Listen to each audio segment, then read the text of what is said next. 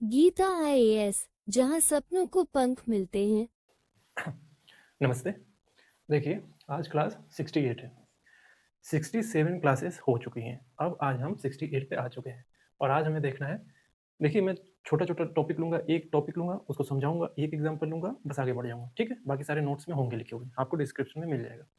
Confuse ना होने के लिए कि हम 75 तरीके के बहुत सारे लेके एग्जाम्पल ले लें और हम कन्फ्यूज़ हो जाएँ, ठीक है? वो नहीं करना है कि इतना गाज ऊपर लेके परेशान हो। देखिए, क्या है? विवेक का संकट, ठीक है? Crisis of conscience. अब विवेक का संकट समझने से पहले विवेक क्या होता है, पहले यही पता करना होगा कि विवेक क्या होता है भाई। देखिए, अब मैं विवेक बताने जा रहा हूँ, ठीक है? कन्फ्यूज़ नहीं करना है, बहुत ज़्यादा कन्फ्यूज़ नहीं करना है कि हमको इसमें साइकोलॉजी ऐड करके दे दो, तो और तरह से घुमा के खिचड़ी बना दो, मैगी बना दो, ये नहीं करना है। विवेक का सीधा सा मतलब ये है, समझदारी, सही गलत का ज्ञान होना, इतना ही है। अब इसको ऐसे पकड़ लीजिए, विवेक मतलब ये, इतना ही है बस, और इसके आगे नहीं जाना है। समझदारी, सही गलत का ज्ञान होना, इसको कहते हैं विवेक, बस इतना ही है। तो अब विवेक के संकट में आपको विवेक समझ में आ गया। अब विवेक का संकट है क्या? अब विवेक आ गया तो विवेक का संकट भी आएगा। देखिए, विवेक का संकट एक एग्जाम्पल से हम समझेंगे। मान लीजिए एक इंसान है, ठीक है? एक इंसान है जो सही गलत, नैतिकता और कर्तव्य के बीच में उलझा हुआ है, ठीक है? उलझा हुआ है और निर्णय नहीं ले पा रहा है। उसको कोई समझ नहीं आ रहा कि रास्ता कहाँ से निकले, ठीक है? कोई रास्ता नहीं निकाल पा रहा है, डिसीजन लेस हो गया है, पूरा तरीके से मुश्किल में फंसा हुआ है। तो कोई इंसान सही गलत, नैतिकता, कर्तव्य के बीच में उलझा हुआ है, ठीक है? और निर्णय लेने में मुश्किल हो रहा है इसको, और सही रास्ता समझने में इसको दिक्कत हो रही है। इतना ही समझना है, इतना ही समझना है बस। इसको बोलते हैं विवेक का संकट, क्राइसिस ऑफ कंसाइंस। अब आपको लगेगा कि यार इतना आसानी से, इतना सिंपल सा छोटे में बता रहे हो, यूपीएससी है। यूपीएससी है तो क्या हुआ? विवेक का संकट, जो विवेक का संकट है वही बताएंगे ना, और उसको घुमा के क्या बताते हैं हम इसमें? यही है विवेक का संकट। अभी अब एग्जाम्पल लेंगे, एग्जाम्पल में समझेंगे सब, ठीक है? छोटा छोटा एग्जाम्पल। तो ये है विवेक का संकट। फिर से, सही गलत, नैतिकता और कर्तव्य के बीच में उलझन, उलझ गया है इसके बीच में, निर्णय नहीं ले पा रहा है, मुश्किल में है। और ये बता दो कि विवेक का संकट जो है आपके एथिकल डिलेमा से ही रिलेटेड है, ठीक है? एथिकल डिलेमा से ही रिलेटेड है ये, उसी के क्रम में हम आगे बढ़ रहे हैं, ठीक है? तो ये है निर्णय न ले पाना। अब एक एग्जाम्पल, ठीक है? सुंदर सा एक एग्जाम्पल, छोटा सा एग्जाम्पल, प्यारा सा एग्जाम्पल समझना है और आगे बढ़ जाना है, ठीक है? मान लीजिए कि एक अधिकारी है। अब अधिकारी जानता है कि भ्रष्टाचार करना गलत है, ये उसको पता है, अच्छे से पता है। लेकिन जो है, ये लाभ और दबाव, मान लीजिए प्रेशर पड़ गया इसको कि ऊपर कोई भी किसी भी तरीके का, ठीक है? उसमें इसको लाभ भी मिल रहा है, तो ये प्रेशर और लाभ के बीच में फंस गया है, निर्णय नहीं ले पा रहा है, ठीक है? इतना ही समझना है, आपको आंसर नहीं देना है कि ये कर दे वो कर दे। मैं आपको संकट समझा रहा हूँ, केवल केवल और केवल आपको विवेक का संकट समझा रहा हूँ, ठीक है? सोल्यूशन नहीं देना है। सोल्यूशन कहाँ आएगा? केस स्टडी में लाएंगे हम सोल्यूशन, ठीक है? तो एक अधिकारी है, मान लीजिए कोई अधिकारी है, आईएएस पकड़ लीजिए, आईएएस बनना है ना, आईएएस पकड़ लीजिए। कोई आईपीएस बनना चाहता हो, आईपीएस पकड़ लीजिए, ठीक है? अब अधिकारी है, अब उस पर दबाव भी है और लाभ भी है, ठीक है? अब भ्रष्टाचार गलत है, ये जानता है। अब इसमें फंस गया वो पूरी तरीके से, तो निर्णय नहीं ले पा रहा है, ठीक है? ये है, समझ ही नहीं पा रहा है कि क्या करे क्या, समझ नहीं पा रहा है। मैंने क्या बोला कि विवेक क्या है? समझदारी, अच्छे बुरे का ज्ञान होना, ठीक है? अब समझ ही नहीं पा रहा है आप, करे क्या? इसको बोलते हैं क्राइसिस ऑफ कंसाइंस। एग्जाम्पल से छोटा सा, कंफ्यूज नहीं करना है, इतने पे ही टिक जाना है, बस हो गया हो गया हो गया, इतना ही है बस, ठीक है? एक और एग्जाम्पल ले लीजिए, ज़्यादा रिलेट कर पाएंगे। भगवत भगवत गीता पढ़ी होगी बहुतों ने, महाभारत देखी होगी, पढ़ी नहीं होगी तो देखी तो जरूर होगी। अब उसमें एक अर्जुन का किरदार है, ठीक है? अर्जुन भी विवेक के संकट से गुजर रहे हैं। क्यों? अब वो युद्ध मैदान में खड़े हैं, ठीक है? युद्ध मैदान में धनुष लेके खड़े थे, अचानक से अपने ही परिवार वालों को सामने देख लिए। अब वो धनुष नीचे कर खड़े हो कैसे कर रहे हैं, युद्ध करें कि ना करें, एकदम एकदम मायूस होकर खड़े होके कृष्ण जी से कह रहे हैं कि अब हम करें क्या। आए तो थे वो बड़े ताबड़तोड़, एकदम पूरा एनर्जी ड्रिंक लेके, लेकिन सामने हम लूज पड़ गए, ठीक है? कमजोर पड़ गए कि युद्ध करें या ना करें। तो यहाँ पे क्या है? विवेक, विवेक का संकट दिख रहा है। क्या है यहाँ पे? कर्तव्य बनाम नैतिकता, कर्तव्य बनाम नैतिकता का संकट आ गया इनके सामने। अरे यार, अपने ही लोग हैं, अपने लोगों को मार दे, कैसे चलेगा, कैसे चलेगा? दुर्योधन है, ये सब अपने ही लोग हैं। गंगापुत्र है सामने खड़े, भीष्म पितामह है, सब अपने ही लोग हैं। गुरु द्रोण है, किसको किसको अपने ही लोगों के बीच में रहे, अपने ही लोगों को मारे। तो ये युद्ध नहीं कर पा रहे, क्या कर रहे हैं, फैसला नहीं कर पा रहे। इनका ये भी विवेक के संकट से गुजर रहे हैं इसमें। ठीक है, आपने रामायण देखी होगी, भगवान राम भी विवेक के संकट से गुजरे। कैसे? देखिए, जब उनके पास सिचुएशन थी ना, आई थी कि उनको घर से जाना है वनवास, तो कर्तव्य बनाम परिवार का संकट उनके सामने आया। ठीक है, उनको वनवास जाना है कि घर में रहना है। ठीक है, तो उन्होंने क्या किया, मतलब फैसला नहीं आपको बताना है, फैसला तो आपको पता है, लेकिन उन्होंने ये संकट झेला है, कर्तव्य बनाम परिवार का चुनना था उनको। करे क्या, उन्होंने तो चुन लिया, लेकिन हमें समझना है, अगर मान लीजिए कोई फंस गया, चुन ही नहीं पा रहा, तो इन्होंने संकट झेला था, उससे बाहर निकले थे। ये वो भी हम केस स्टडी में बताएंगे कि कैसे संकट से बाहर निकलते हैं। जब केस स्टडी सामने आए तब मजा आता है ना, तब आनंद आता है किसी चीज़ को समझने का। ऐसे तो केवल पढ़ा और समझ ले, क्या प्रॉब्लम है भाई, यहाँ पे संकट समझना है। विवेक का संकट है क्या, भगवान राम झेले संकट, अर्जुन भी झेले संकट, और हर रोज एक गवर्नमेंट एम्प्लॉय झेलता रहता है। आम जीवन में आप ही झेलते हैं इन सब चीज़ों से, कई बार फंस जाते हैं, निर्णय ही नहीं ले पाते, संकट समझ नहीं आता क्या करें, क्या फंस गए हैं, ऐसा। ठीक है, इतना ही था। अब देखिए विवेक के संकट का कारण क्या है। कारण ये है, पहला तो प्रेशर, एक दबाव। अब दबाव कई रूपों में आ सकता है, परिवार का दबाव आ सकता है। मान लीजिए आप IAS ऑफिसर बन गए, आपके पिताजी आ गए, अरे यार ये बगल वाला है ना, इसका टेंडर पास करा दो। अब आप फंस गए, क्या कि आप योग्यता को प्रमाण दे, मतलब योग्यता को प्राथमिकता दे, या अपने पिताजी का जो सिफारिश आ गया उसको प्राथमिकता दे। तो पिताजी की बात और आपका ड्यूटी, कर्तव्य, फंस गए। पिता का प्रेम या ड्यूटी, पिता का प्रेम या ड्यूटी, पिता का प्रेम या ड्यूटी, फंसे हैं दोनों में। ठीक है, परिवार का दबाव है। माता जी ने कह दिया तो फिर तबाही मच जाएगी, अरे भाई अब तो बहुत बहुत ज्यादा प्रेशर पड़ गया। समाज का दबाव, राजनीतिक दबाव, राजनीतिक दबाव, फोन आ गया मुख्यमंत्री का, हाँ DM ये कर देना है तुम्हें, ये भेजा है ना एक आदमी को, काम कराओ जल्दी। अब कहें sir sir sir sir sir, अब क्या बोलेंगे, अब सर सर सर सर करेंगे, अब कंफ्यूज है यहाँ पे। CM का फोन आ गया है, CM का फोन है, तो इनका आदमी है, इनका करे कि ना करे, करे कि ना करे, करे कि ना करे, करे कि ना करे। क्राइसिस ऑफ संकट, क्राइसिस ऑफ कंसाइंस, विवेक का संकट झेल रहे। लाभ, लाभ, दूसरा है लाभ, अपने खुद के निजी फायदे, लालच वगैरह में फंस गए बहुत ज्यादा। ठीक है, अस्पष्ट नियम, मतलब क्या करना है, कोई नियम स्पष्ट नहीं है। फॉर एग्जाम्पल फॉर एग्जाम्पल कोई एक्स चीज़ है, मान लीजिए कि किसी को किसी योजना से लाभान्वित करना है, सरकार ने कोई योजना निकाली है, किसी गरीब को योजना से लाभान्वित करना है। सरकार ने कोई ढंग का नियम ही नहीं बनाया कि कैसे लाभान्वित करें, मतलब योजना तो निकाल दिया लेकिन क्राइटेरिया नहीं बताया, इसको देना है, इसको देना है, इसको देना है, इसको देना है, इसको देना है। अब लागू करवाना है, सरकार का ऊपर से आदेश है लागू करवाओ, नियम स्पष्ट ही नहीं, बैठ सोच रहे हैं करें, तो कुछ कर दिया तो फिर कहेंगे कि गड़बड़ कर दिए, तुम फंसे हुए हैं, सोच रहे हैं, समझदारी का संकट। तो क्राइसिस ऑफ कंसाइंस, ये सब कारण है। ठीक है, इन तीनों को याद रखिएगा, ये मुख्य है, यही 3 मुख्य है, अस्पष्ट नियम, लाभ, दबाव। ठीक है, इतना भी याद रह जाए तो काम हो जाएगा परीक्षा भवन में। अब एक एग्जांपल लीजिए, 3 इडियट वाला। 3 इडियट मूवी देखी होगी सभी ने। ठीक है, तो वहाँ क्या है, एजुकेशन सिस्टम का प्रेशर होता है, मतलब एजुकेशन सिस्टम के प्रेशर को दिखाया उस फिल्म में, शिक्षा प्रणाली का दबाव। ठीक है, कई सारे स्टूडेंट रहते हैं, तो उन पे क्या है, जो स्टूडेंट्स हैं उसमें उन पे क्या है, उनमें जो है विवेक बनाम सामाजिक अपेक्षाओं के बीच उलझन है, ये क्राइसिस है उनका। ठीक है, आप देखे होंगे उसमें कि फरहान पैदा होता है तो उसके पिताजी क्या बोलते हैं, अब मेरा बेटा इंजीनियर बनेगा, तो पैदा होते हुए इंजीनियर बनने का उसका सेट हो गया। ठीक है, तो पिताजी क्या चाहते हैं, पिताजी चाहते हैं कि बच्चा इंजीनियर बनेगा।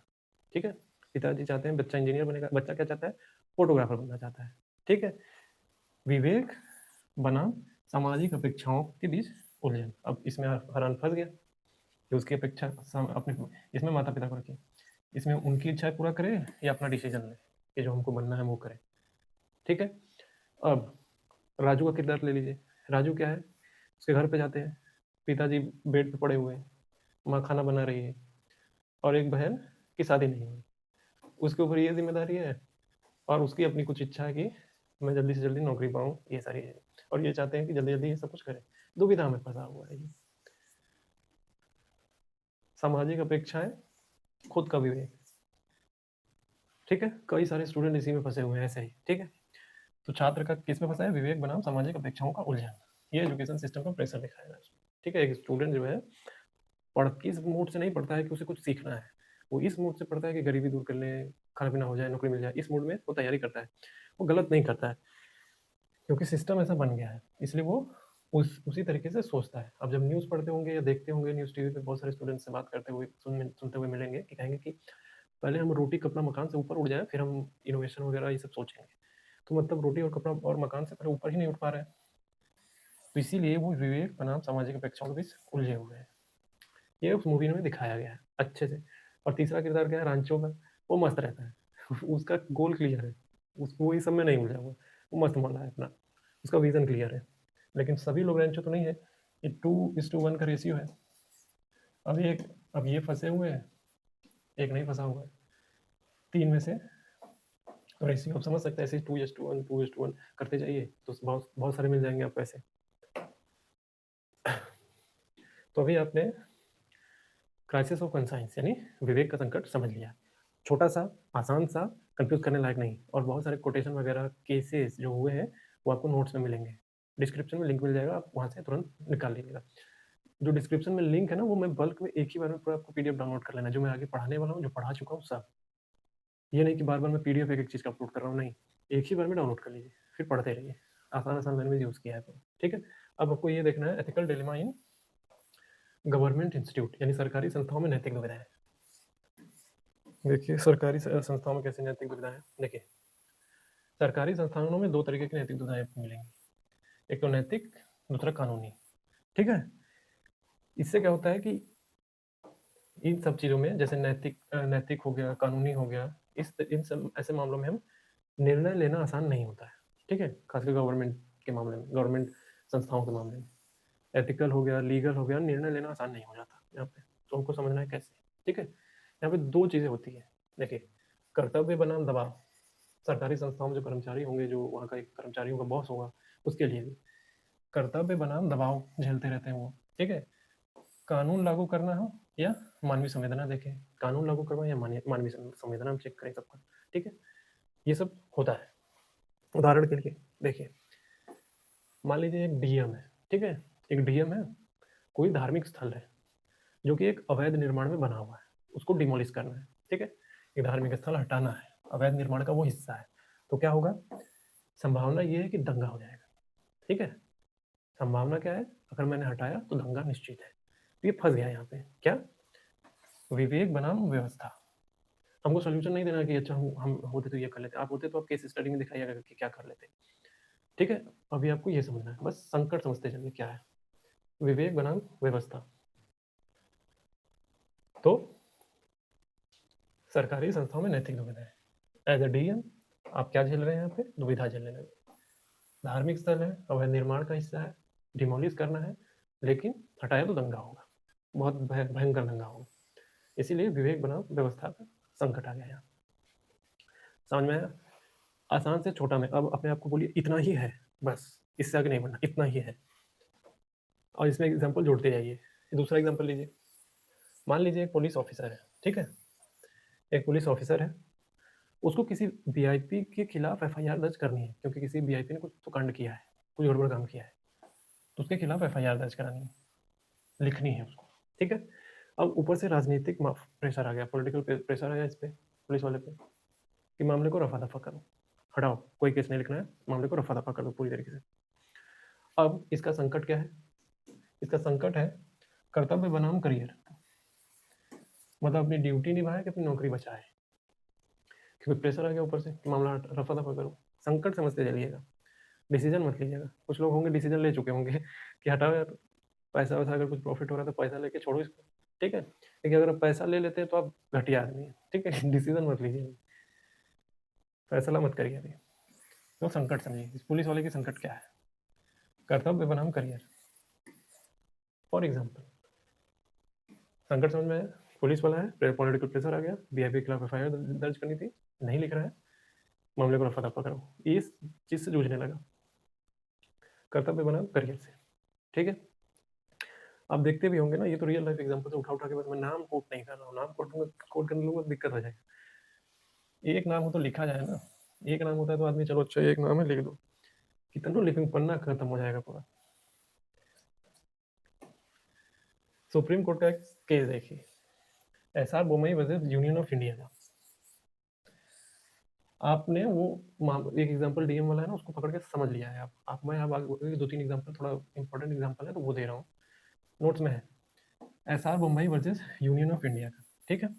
क्या है मामला, इसमें ये बताया गया कि राज्यपाल ने जो है राज्यपाल केंद्र सरकार के दबाव में रहता है हमेशा, ठीक है।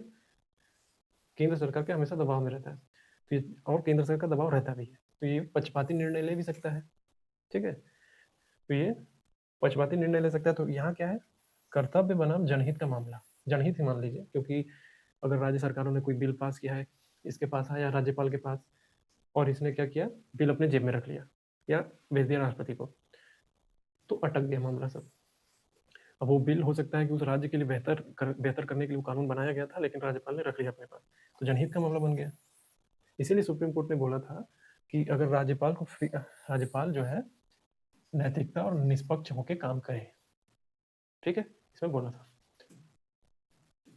और डिटेल इसमें लिखी हुई है, नोट्स में आप पढ़ लेंगे, ठीक है। मुझे यही समझाना था आपको, दुविधा समझते रहिए बस, केंद्र बनाम जनहित। और ऐसे केसेस आप देखते होंगे, राज्यपाल तो काफी चर्चा में रहता है, न्यूज पढ़ते होंगे तो पता चल जाएगा कि राज्यपाल क्या कर रहा है इसमें, ठीक है। अब नाम तो नहीं लेंगे कि कौन सा राज्यपाल कर रहा है। साउथ इंडिया में राज्यपालों का मामला बड़ा ही गहमा गहमी वाला होता है। साउथ इंडिया में इसको मतलब इसके ऊपर केस कर दिया गया कि चलो तुम सुप्रीम कोर्ट, पहले तुम कान पकड़े, चलो चलो चलो, चलो सुप्रीम कोर्ट चलो तुम। सुप्रीम कोर्ट भी कान पकड़ के कह रहा है ठीक हो जाओ तुम, ठीक से रहो, लेकिन फिर भी नहीं मानता है। दूसरा केस है विनीत नारायण केस, 1997 की बात है। इसमें सीबीआई ईडी का जो मामला है, जो सीबीआई ईडी को बोला जाता है ना सरकार के पालतू है ये, ठीक, उसी से जुड़ा हुआ मामला है ये विनीत नारायण केस 1997 का मामला है। देखिए सीबीआई पे सरकार का दबाव रहता है, तो यहाँ क्या बनेगा, डिलेमा क्या है, स्वतंत्रता बनाम दबाव, स्वतंत्रता बनाम दबाव का है, ठीक है। इसका मतलब ये है, कोर्ट ने यहाँ पे कहा कि सीबीआई जैसी संस्थाओं को सरकार से स्वतंत्र होकर रहना चाहिए, करना चाहिए।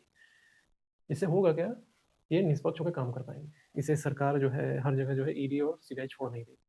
ऐसे बोलते हैं कि सीबीआई और ईडी को पालतू है ये सरकारों के, जब कोई सरकार आती है और इनका फायदा उठाती है। अभी आप न्यूज में देख रहे होंगे ना, सीबीआई ईडी जैसे मामला, ममता बनर्जी वाला मामला, ममता बनर्जी भड़क गई, पहुंच गई जहाँ पे छापा पड़ रहा था वहीं पहुंच गई और माइक लेके लगी चिल्लाने। तो ये मामला है। इस केस में ये बोला गया था कि सीबीआई को स्वतंत्र रखा जाए और ऐसी संस्थाओं को स्वतंत्र रखा जाए जो इन खासकर स्वतंत्र होकर ये काम करे, ऑटोनोमस रहे, ऑटोनोमस बॉडी रहे, किसी का प्रेशर ना उस पर उनको काम करने के लिए। जैसे यूपीएससी है वैसे ही संवैधानिक दर्जा वर्जा देकर कुछ बेहतर करने की सुझाव दिया गया। मोरल ऑफ द स्टोरी ये था कि इसको स्वतंत्र रखा जाए ताकि इनका दबाव हो, ठीक है। नोट्स में दिया है, पढ़िएगा। एक किरदार का नाम याद रखिए, टीएन सेशन का, ठीक है। टीएन सेशन पूर्व चुनाव आयुक्त है, बहुत ही धमाकेदार, सभी जानते हैं इनके बारे में, ये तो इनका एग्जाम्पल कोट करना बहुत जरूरी है। देखिए ये जो है, इनके सामने भी डिलेमाएं आई बहुत सारी, लेकिन हमको डिलेमा ही समझना है, सरकारी वाला समझना है तो सरकारी लोगों का नाम लेना पड़ेगा। तो सत्ता के सामने झुक जाए बना चुनाव प्रक्रिया स्वतंत्र रूप से कराए, यानी सत्ता के सामने झुकना नहीं है, सत्ता के सामने झुकना बना चुनाव की स्वतंत्र प्रक्रिया हो, स्वतंत्र रूप से चुनाव हो पाए अच्छे से, उसकी प्रक्रिया वो स्वतंत्र हो, निष्पक्ष हो, इसकी सुनिश्चित करवाने के लिए इनके सामने ये क्राइसिस रहता था। हालांकि ये डिसीजन लेते थे तुरंत, इन्होंने नैतिकता चुना था, मतलब कि चुनाव निष्पक्ष रूप से कराएंगे, जो होना है हो जाए हमारे साथ, इस मूड में रहते थे। लोग डरते थे इनसे, काफ़ी काफ़ी पॉलिटिकल प्रेशर आता था इनको, लेकिन वो झेल जाते थे, कहते कोई बात नहीं, वैसे भी हम ऑटोनोमस है, संवैधानिक दर्जा है हमारे पास, ठीक है। तो समझना है इसको, तो सत्ता के सामने झुकना बनाम स्वतंत्र प्रक्रिया, तो इन्होंने वही चुना। लेकिन आज आप देखते होंगे कि चुनाव आयोग पे ही सवाल उठ रहा है, खतरे की बात है। लेकिन हमको संकट समझना था, ये मामला है इसका, ठीक है। अब अपने आप को बोलिए इतना ही है, ज़्यादा कंफ्यूज नहीं करना है, इतना ही है बस, ज़्यादा फैलाना नहीं है। फिर से देख लीजिए, पीछे नहीं दिक्कत होगा। ये सब कहाँ किस में चल रहा था, इसमें चल रहा था, सरकारी संस्थान में नैतिक दुविधाएं कैसी है, ठीक है। एथिकल देखा, कानूनी भी, ठीक है, दोनों। सारे एग्जाम्पल है, एग्जाम्पल दे रहे थे बस। ऐसे एग्जाम्पल लिखेंगे तो किताब से धुआं उठेगा, थोड़ा सा उठेगा बस, ज़्यादा मत उठेगी, आग लग जाए। ठीक है, समाधान क्या है? सरकारी संस्थाओं में अगर नैतिक दुविधा है तो समाधान क्या है इसका? समाधान तो हम केस स्टडी में अच्छे से देखेंगे, लेकिन रेफरेंस के तौर पे देख लीजिए, मन में थोड़ा सा कौड़ रहा होगा ना कि क्या होगा यार। देखिए, नैतिक शिक्षा और विवेक पर आधारित निर्णय और क्षमता होना चाहिए। ठीक है, नैतिक शिक्षा मतलब जो आप समझ रहे हैं, एथिकल डिसीजन हो और आपके कंसाइंस के लेवल पे हो सारी चीजें, ठीक है, उस तरीके का डिसीजन हो। और स्वतंत्र संस्थानों की सुरक्षा हो, CBI, election commission of India, ED, इन सबकी सुरक्षा हो। विसल ब्लोअर प्रोटेक्शन एक्ट हो। विसल ब्लोअर वो होता है जो कोई भ्रष्टाचार कर रहा हो तो छुप के गुप्त रूप से जानकारी दे दे, सरकार को बता दे कि हाँ गड़बड़ हो रहा है, ठीक है, वो विसल ब्लोअर होता है, उसकी सुरक्षा हो। नियमों में स्पष्ट निर्णय हो, नियमों में स्पष्टता हो ताकि निर्णय लेने में आसानी हो। जो मैंने शुरू में बताया कि योजना बन गई है लेकिन क्राइटेरिया नहीं बताया कि किस किस को देना है, और सर पे हाथ रख के परेशान है, किसको दे यार, किसको देना है, ये याद हो गया लेकिन देना किसको, नियम ही नहीं बता, तो वो ना हो, एकदम निर्णय स्पष्ट हो। ठीक है, ऐसा कुछ। सार्वजनिक सेवा मूल्यों जैसे निष्पक्षता, पारदर्शिता, सत्यनिष्ठा, सेवा भावना का पालन हो। बोल तो दे रहे हैं इतना भारी भारी शब्द, अगर इसमें से एक दो भी हो जाए तो काम हो जाए। ठीक है, लेकिन आपको पास होना है तो लिखना पड़ेगा। पास होना है तो ऐसा लिखना पड़ेगा ना, अच्छा अच्छा, कि देखिए हम कितने सुंदर, कितना बेहतर काम करते हैं, हम कितना अच्छा काम करते हैं, हम मतलब हम आएंगे तो राम राज्य आना बाकी आ ही जाएगा, बस 2 ही सेकंड में आ जाएगा, इस मूड में रहेंगे हमेशा। ठीक है, सच्चाई सबको पता है। जैसे ही आप अखबार खोलते हैं, न्यूज़ पढ़ते हैं, ऐसे अखबार पढ़ते होंगे ना कि एआई से इमेज क्रिएट करके कहीं कुआं बन गया, कहीं सड़क बन गया, कहीं टॉयलेट बन गया, और ये दिखा के राष्ट्रपति से अवार्ड ले लेते हैं, हम सबसे बढ़िया सिविल सर्वेंट है, दीजिए हमको सम्मान, इस मूड में रहते हैं।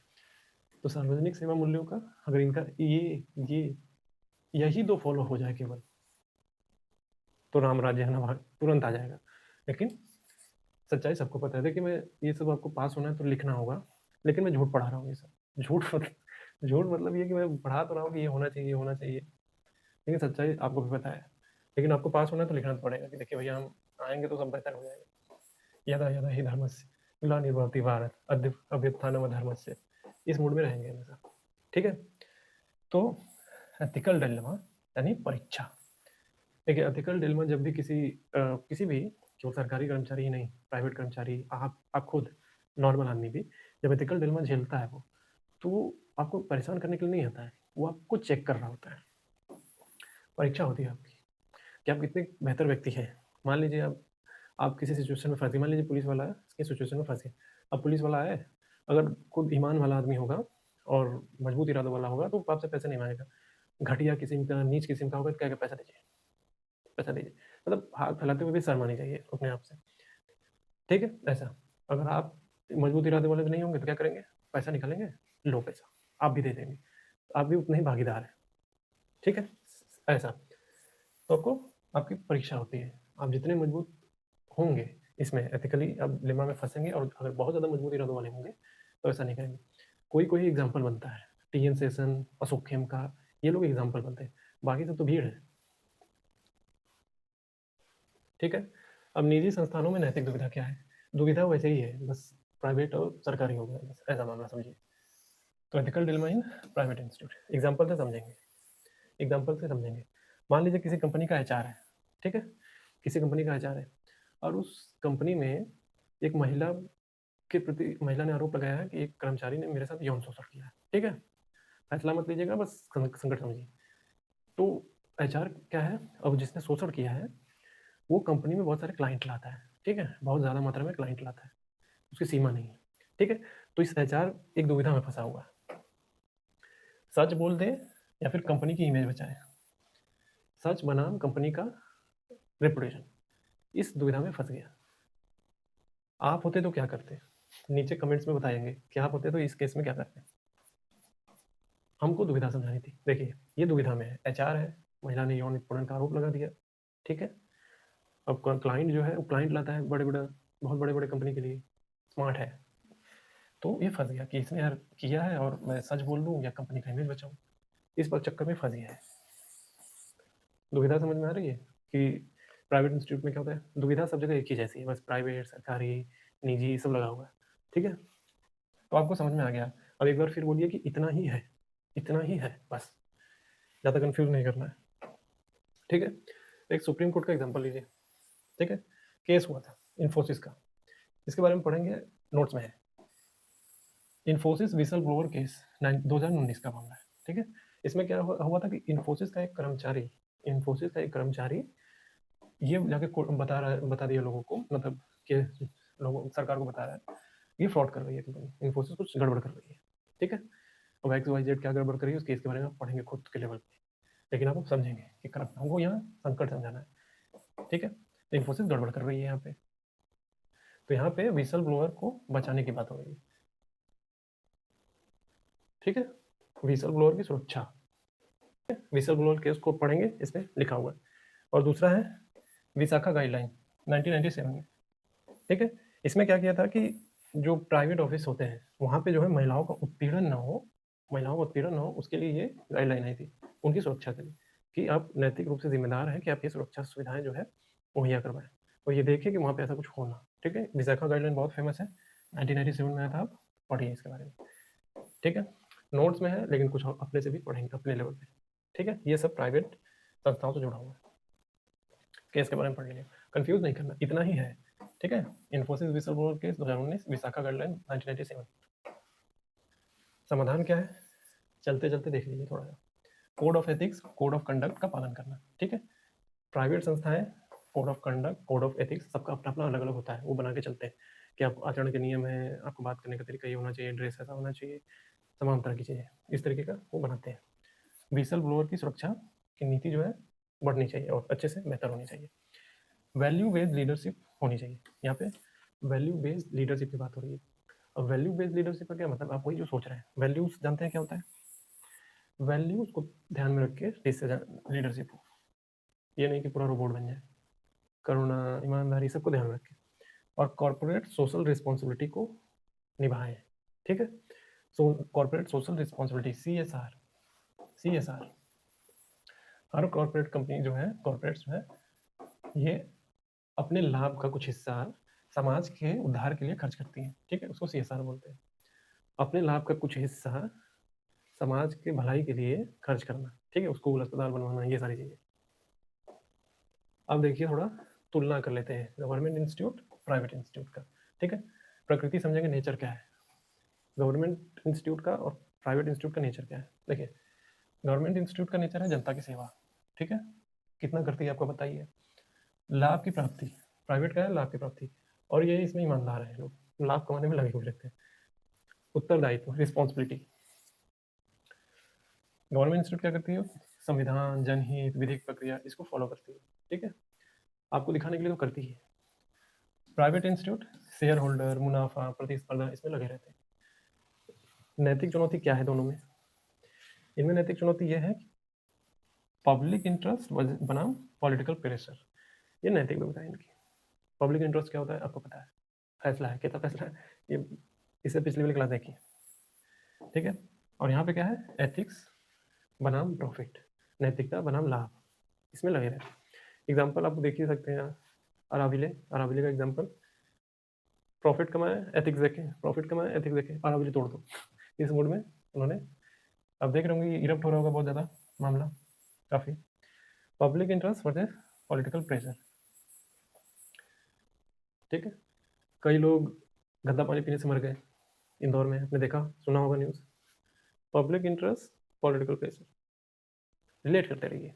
ठीक है, रिलेट करते रहना है। ठीक है, तो अब हमें समझना है ethical dilemma in government institute, इसका कारण क्या है, इसका कारण क्या है, इतनी दुविधाएं क्यों वो झेल रहे हैं, क्यों दुविधा में पड़ जा रहे हैं, जबकि संविधान साफ साफ कहता है कि तुम संविधान के पालन करता हो, चुपचाप उसको फॉलो करो, क्यों इतना दुविधा में फंस रहे हो। दुविधा इसलिए है, इलिटिज्म, उच्च वर्गीय सोच। एक बार आप DGM SP कुछ बन जाए या फिर कहीं भी कोई सरकारी नौकरी या किसी पद पर चले जाए, तो क्या मूड में आता है, यम है हम, हमारे सामने सब बेकार, इस मूड में रहते हैं। सुपीरियरिटी कॉम्प्लेक्स से इतना भर जाते हैं कि बस ऐसे ऐसे करके घूमते हैं, हम हैं हम, यम है हम, चित्रगुप्त यम है हम, हिमक्रीम, इस मूड में रहते हैं हमेशा। ठीक है, उच्च वर्ग की सोच, अपने आप को टॉप पे देखना, बाकी सबको दीनहीन समझना, इस मूड में रहना, पावर सेंट्रिक माइंडसेट हो जाना। ठीक है, सत्ता आधारित दृष्टिकोण रखना, पावर आ गया हमारे पास, पावर है हमारे पास, हम कुछ भी कर सकते हैं, अरे तुझ प्राणी तू क्या है, तुझे तो मैं चीर के मुंह में हाथ डाल के फाड़ दूंगा, तू कुछ नहीं है मेरे आगे बोलने वाला। ठीक है, इस मूड में रहना, मतलब मालिक की भूमिका में आना। होना क्या चाहिए कि आप नौकर की भूमिका में, सर्वेंट की भूमिका में, सर्वेंट की भूमिका में न रख के अपने आप को मालिक समझने लगना। मालिक कौन है, प्रस्तावना याद करिए, we the people of India, यानी हम भारत के लोग, ये लोग मालिक हैं। मालिक कौन बन, और गवर्नमेंट क्या है, नौकर। तो यहाँ पे इस तरीके की सोच लेके चलना कि हम मालिक हैं। और तीसरा है रेड टेपिज्म। रेड टेपिज्म को हिंदी में बोलते हैं लाल फीताशाही, लेकिन मैंने इसको लिख दिया फालतू की प्रक्रिया। फालतू की प्रक्रिया है, एक फाइल लेके यहाँ जाओ। फाइल का मतलब है कि आप कुछ करवाना चाहते हैं, मान लीजिए आपको अपने घर में नल लगवाना है, ठीक है, पानी का कनेक्शन लेना है, या फिर चापाकल या वगैरह कुछ लगवाना है। आप फाइल लेके गए, एक एक सरकारी कर्मचारी लिया, कहेगा कि इस दफ्तर में जाइए, वो फाइल लेके फिर इस दफ्तर में भेजेगा, फिर इस दफ्तर में गया, फिर इस दफ्तर में गया, इस दफ्तर में गया, इस दफ्तर में गया। ये प्रक्रिया करने में महीनों लग जाते हैं। शिवाजी द बॉस देखी मूवी में, शिवाजी द बॉस मूवी देखिए, क्या करने आता है, फ्री में हॉस्पिटल हॉस्पिटल बनाने आता है कि मैं हॉस्पिटल बनाऊंगा, लोगों के लिए अच्छा काम करूंगा। उसको सब इसी में फंसा देते हैं, कहते हैं कौन सा एरिया में बना, ये एरिया में, यहाँ फाइल ले जाइए, वहाँ फाइल ले जाइए, ऐसे फाइल ले जाइए, ले जाते वो सीढ़ी पे बैठ जाता है, कहता है यार क्या है यार मामला है, क्या चल रहा है यहाँ पे, परेशान हो जाता है, फिर वो घूस देने लगता है, परेशान हो गया पूरा। ये कारण है रेड टेपिज्म। ठीक है, परेशान है, यहाँ से वहाँ, यहाँ से वहाँ दौड़ा रहे हैं बस। ठीक है, चौथा कारण क्या था, lack of non partisanship, lack of non partisanship. यहाँ पे मतलब कि गैर पक्षपाती जो काम है वो कम होना। मैंने इसका ट्रांसलेशन बस डायरेक्ट कर दिया है कि पक्षपाती रवैया, जो पक्षपात करे, पक्षपाती काम करे। मान लीजिए SC ST OBC जनरल, फिर क्या है, एक इकोनॉमिक वीकर सेक्शन। ठीक है, ऐसे देख देख के पक्षपात करने लगे। और पक्षपात केवल इस लेवल पे नहीं, पक्षपात इस लेवल पे भी कि हमारा, हम अपने लोगों को प्रायोरिटी देंगे, हमारे घर से आया है हम उसको प्राथमिकता देंगे, तुम गरीब आदमी जाओ, तुम बाहर बैठो, तुम जाओ बाहर बैठो, आप आइए सर, आप आइए सर। कोई सत्ता का आदमी आ गया, ठीक है, कोई बड़ा आदमी आ गया, sir sir sir sir sir sir please please sir please, come come sit sit sit sir sit sit, चाय लेंगे, समोसा लेंगे, जान लेंगे, क्या लेंगे बताइए सर, दे देंगे हम।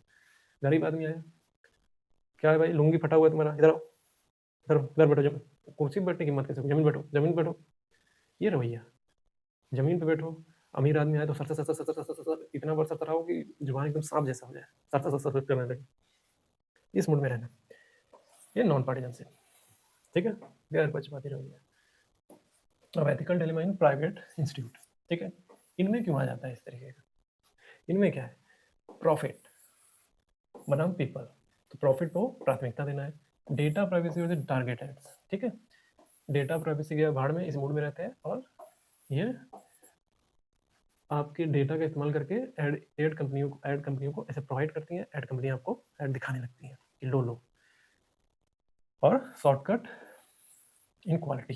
ठीक है, क्वालिटी पे ध्यान नहीं देना है, प्राइवेट कंपनियां क्वालिटी पे ध्यान नहीं देंगी, शॉर्टकट तरीका, क्वालिटी के भाड़ में, क्वालिटी पे ध्यान ही नहीं देना है, क्वालिटी सीधे कुछ बनाओ, क्वालिटी नहीं, खाओ खाओ मरो, इस मूड में रहेंगी, मतलब इस पे फोकस ज़्यादा रहता है, इसीलिए ये डिलेमा में। ठीक है, ये इनकी दिक्कत है, इसीलिए देखेंगे डिलेमा में फंसे रहेंगे। आदमी प्रॉफिट देखें, आदमी देखें, डेटा प्राइवेसी देखें, टारगेट एड्स देखें, शॉर्टकट शॉर्टकट से करें या क्वालिटी देखें, ये उनकी दुविधा है प्राइवेट इंस्टीट्यूट्स का। ठीक है, प्रॉफिट देखें, आदमियों को देखें, क्या देखें, डाटा प्राइवेसी देखें कि टारगेट एड्स देखें, शॉर्टकट देखें कि क्वालिटी देखें। ठीक है, कंपटीशन बहुत है, इसलिए दुविधा भी बहुत है। अब कुछ केसेस का नाम देखें। देखिए, प्राइवेट इंस्टीट्यूट का जो डिलेमा है, फेसबुक कैम्ब्रिज एनालिटिका स्कैंडल 2018। ठीक है, ये क्या बहुत फेमस केस है। ये हुआ क्या था कि फेसबुक से इन लोगों ने, मैंने लिखा हुआ पढ़ लेंगे, लेकिन चुनाव में फेसबुक से डेटा लेके चुनाव जीतने का प्रयास किया गया था। आप फेसबुक चलाते होंगे ना, लाइक करते होंगे, कमेंट करते होंगे, वो डेटा उठाया गया कि लोग क्या ज़्यादा पसंद कर रहे हैं, कैसा पसंद कर रहे हैं, वो डेटा उठा के चुनाव में इस्तेमाल किया गया। अमेरिका में, अमेरिका अमेरिका अमेरिका और भारत में भी होता है कि नहीं होता है, कमेंट्स में बताइए। लेकिन आपको समझा है दुविधा, सारी चीज़ें समझ में आ रही है। अब देखिए इसका समाधान क्या है। अब इसका समाधान मैंने लिखा है वही, मुझे पिछले बारे में दो समाधान दिया गया था ना, वही समाधान। ठीक है, एक ही समाधान को 10 बार क्यों लिखना है। ठीक है, तो वही। ठीक है, नोट्स में आपको लिखा हुआ मिलेगा, नोट्स में ये नहीं लिखा हुआ कि वही, उसमें लिखा हुआ है, तो बार बार एक ही चीज़ को नहीं करेंगे। देखिए, अब ethical dilemma in private institute owners की क्या डिलेमा रहती है।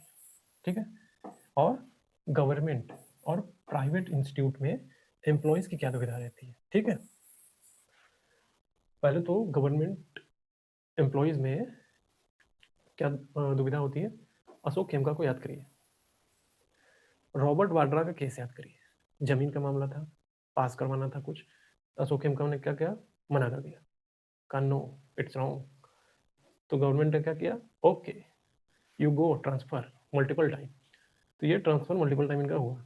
ठीक है, बार बार परेशान कर रहे थे, बहुत न्यूज़ में था, पता भी होगा आपको। ठीक है, तो ये क्या है, ये गवर्नमेंट के एम्प्लॉय है, तो दुविधा था इनका, क्या देखे, जनहित देखे या कि अपने लाभ देखे। जनहित बनाम लाभ के चक्कर में परेशान थे, इन्होंने जनहित को प्राथमिकता दी, इसीलिए कुछ लोगों ने इनका ट्रांसफर हो गया।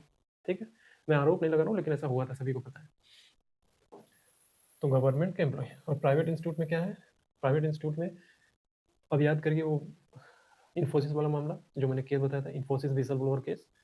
उसमें क्या इन्फोसिस ने क्या किया था, इन्फोसिस के कर्मचारी ने क्या किया था, इन्फोसिस के ही डेटा को बताया कि गड़बड़ कर रही है काम। ठीक है, तो ऐसा उसी एग्जाम्पल को यहाँ समझ लेंगे, ज़्यादा कंफ्यूज नहीं करना, एक ही चीज़ को बार बार बताना ठीक नहीं है कि फैलाऊँ मैं इसको, फैलाना नहीं है, नोट्स में लिखा हुआ आप पढ़ लेंगे। ठीक है, ethical dilemma in private institute और ओनर्स डिलेमा। अब देखिए, ओनर जो होता है, मान लीजिए एक कंपनी है, आगे बढ़िए, मान लीजिए एक कंपनी है, ठीक है, खूब प्रोडक्शन कर रहा है, ये कंपनी है, प्रोडक्शन ज़बरदस्त कर रहा है, खूब कर रहा है, आसपास चीज़ें हैं, आसपास घर है बहुत सारे, घर हैं, पेड़ पौधे हैं, ठीक है, पशुपालन वगैरह। ये केमिकल फैक्ट्री है, अभी इसके केमिकल बाहर निकल रहे हैं, अब ये दिक्कत हो रहा है यहाँ पे। अब ओनर की क्या दिक्कत है, गवर्नमेंट ने तो इसको दे दिया ये प्लॉट कि आप लगा लो, यहाँ पे लगा लिया, अब इसके केमिकल से दिक्कत हो रही है लोगों को, तब ओनर की दुविधा क्या पड़ गई, अपना कर्तव्य करे, अपना काम है, मतलब अपना वर्क वर्सेस जनहित, प्रोडक्शन करना बंद कर दे कि ये जनहित में देखे, या फिर इनको डिस्प्लेस कर दे। ठीक है, डिस्प्लेस करने का तो ऑप्शन नहीं है, लेकिन अपना काम करे यानी कर्तव्य करता रहे, या फिर जनहित दिखाए, यानी प्रॉफिट ले लीजिए, अपना प्रॉफिट देखें कि सिक्योरिटी देखें इनकी। कुछ लोग बोलेंगे कि सिक्योरिटी देखो यार, प्रॉफिट ही देखते रहोगे क्या, आधासवादी बात करेंगे, तो आपको डिसीजन नहीं लेना है, मैंने पहले ही बोला है, डिसीजन केस स्टडी में लीजिए। आप यहाँ दुविधा समझिए एक ओनर की, ठीक वैसे ही अशोक खेमका की दुविधा समझिए, टीएन सेशन की दुविधा समझिए, एक आम आदमी, एक जो सरकारी कर्मचारी था उसका दुविधा समझिए। ठीक है, ठीक है, मैंने स्टार्टिंग फिर बाद में बोला ना कि दुविधा में आप क्यों फंस रहे हैं, एलिटिज्म है, नॉन पार्टिजनशिप है, ये सारी चीज़ें हैं। दुविधा में फंसने का भी एक कारण ये भी हो जाता है कि आपके जो वैल्यूज़ हैं वो क्लियर नहीं है। ठीक है, अगर आपके वैल्यूज़ क्लियर नहीं है तो संविधान बिल्कुल क्लियर है, आपको क्या करना है। आप अगर उसको भी धुंधला कर देते हैं, उसको भी ध्यान नहीं देते हैं, तो फिर आप में दिक्कत है। ठीक है, आपको दुविधा समझनी थी, समझ में आया। यहाँ पे क्या है, कंपनी केमिकल फैक्ट्री है, आसपास बहुत सारे हैं, केमिकल निकल रहे हैं, और ये फंस चुका है ओनर, प्रॉफिट बनाम सिक्योरिटी, जानिए आम आदमी।